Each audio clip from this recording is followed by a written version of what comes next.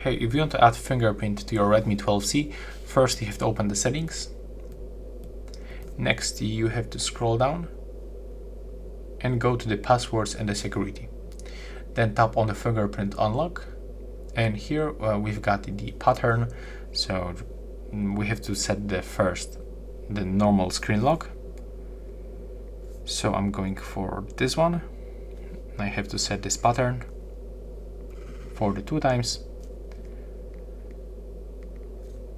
And then we are able to add the fingerprint. So it's actually located at the back of our device and just right here. And we have to put the finger on it and then remove and just follow on-screen instructions. So basically we just have to all the time do this.